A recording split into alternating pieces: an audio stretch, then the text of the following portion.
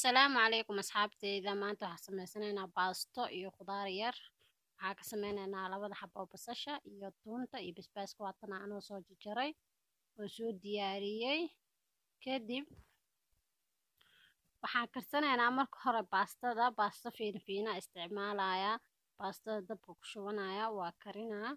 si fiican inay u karto ma rabo zaaid inay u karto ma rabo waxaa rabaa maaskood ayadoo inaan ka dejiyo hadduu ilaahay idmo baastada 1 2 3 level lahaa marka soo dhawaada asxaabteeda baas zaaid u fudud waaye waa soo miira waatana kadib maqliga dabka soo saartay kadib basashii iyo toontii iyo basbaaska soo jarjartaa ku daray waa u jeedina u maleynayaa casharkiina si fiican u fahantiin araa asxaabteeda soo dhawaada kadib waxaa ku darayaa maraq digaag waxaa kaloo ku soo darayaa cusbo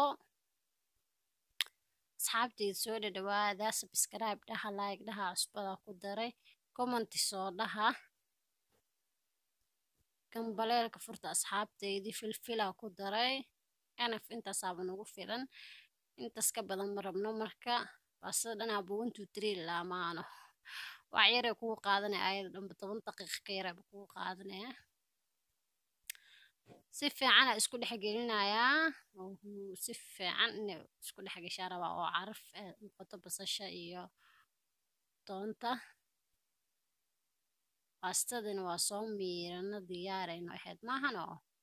kadib waxaa sameynaynaa waa kana waa in kugu soo dhaweeyay si fiicanna waa aragtiina rabaa asxaabteyda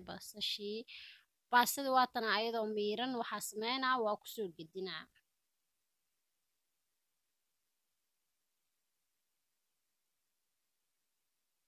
kusoo gedinaa kadib si fiican isku dhex gelinaa waa laba